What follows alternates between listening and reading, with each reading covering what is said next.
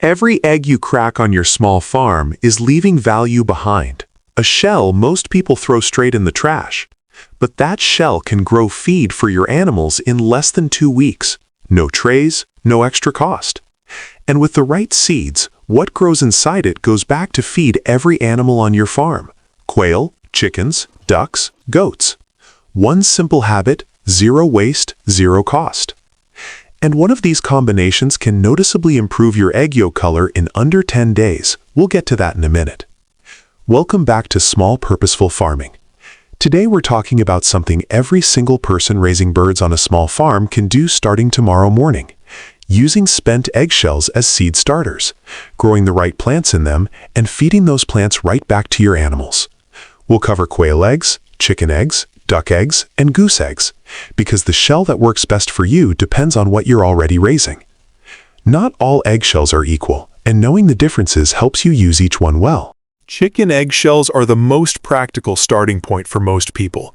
They're large enough to hold a decent amount of seed starting mix, sturdy enough to handle without cracking prematurely, and most homesteaders have a steady daily supply. They give you plenty of root space for the first 2 to 3 weeks of a seedling's life. Quail eggshells are significantly smaller and thinner. They work beautifully for tiny seeds, herbs, lettuce, microgreens, where you only need a short head start before transplanting. Because they're thinner, they also break down fastest in the soil, which is actually an advantage at transplant time. Duck eggshells are larger than chicken and noticeably thicker. That extra wall thickness means they hold up longer, giving your seedlings more time before they need to go in the ground. They're ideal for crops that benefit from a slightly longer indoor start, like kale, chard, or amaranth. Goose eggshells are the largest and most robust of all. If you have geese, these give you the most root space of any shell starter, comparable to a small nursery pot. Thick-walled and slow to break down, they suit larger seedlings well. All of them share the same fundamental quality, calcium carbonate. When crushed into the soil at transplant, every one of these shells releases calcium directly at the root zone, which benefits your plants and ultimately the animals eating those plants. The method is the same regardless of shell size, just scaled. Step 1. Crack from the top, not the middle. You want as much of the lower shell intact as possible. Rinse immediately to prevent mold from dried egg residue inside the shell. Step 2. Press one small drainage hole through the bottom using a toothpick or thin nail. One hole is sufficient. With quail shells, use extra care. They're the most delicate. With goose and duck shells, you can be a little more firm. Step 3. Stand your shells upright in an egg carton to keep them stable during filling and germination. Use a light seed starting mix, not garden soil, which compacts at this scale and drains poorly around young roots. Step 4. Match your seed size to your shell size. Tiny seeds like herbs and lettuce suit quail and chicken shells well. Larger, leafier crops like kale, chard, and amaranth benefit from the extra space in duck or goose shells. Plant 1 to 2 seeds per shell. Press gently, mist, and place in a warm, well-lit spot. Step 5. At transplant time, 2 to 3 true leaves. Crush the shell gently between your fingers before placing in the ground. This frees the roots immediately and starts the calcium breakdown right where the plant needs it.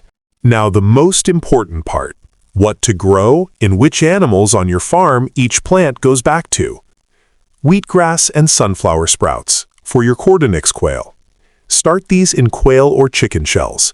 Both germinate quickly and give quail access to live forage that supports digestive health and enriches their diet beyond dry feed. Sunflower sprouts harvested young are high in protein and fat, ideal for laying birds. Wheatgrass is one of the most well-documented supplemental greens for small poultry. Kale and Swiss chard for your chickens. Start these in chicken or duck shells, which give them enough space for a strong root system before transplanting. Both crops are proven to improve egg yolk color directly through their beta-carotene content, a visible, tangible result your flock will show quickly. They're also cut-and-come-again plants, giving you repeated harvests from a single transplant. Amaranth and sunflowers for your Nigerian dwarf goats. Both start reliably from seed and transplant without stress. Amaranth leaves are highly palatable to goats and protein-rich, and the seed heads add further nutrition at maturity. Sunflower leaves and seed heads are readily eaten by goats and easy to establish from an eggshell start. Duck or goose shells give these larger plants the best head start. Parsley and loose-leaf lettuce for your ducks. Both are safe, well-documented additions to a duck's diet.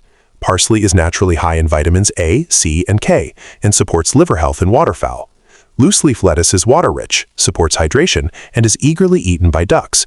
Chicken shells are ideal for starting both. The fit is right for the seed size and the early root development. Here is what this system actually does when you look at it whole. You crack eggs, quail eggs, chicken eggs, duck eggs, whatever your farm produces.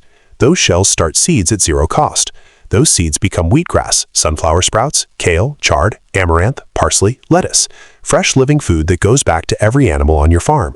Your quail lay better. Your chickens produce richer eggs. Your goats stay healthy. Your ducks thrive.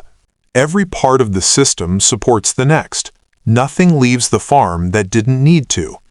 This is one of the simplest closed-loop systems you can build on a small farm.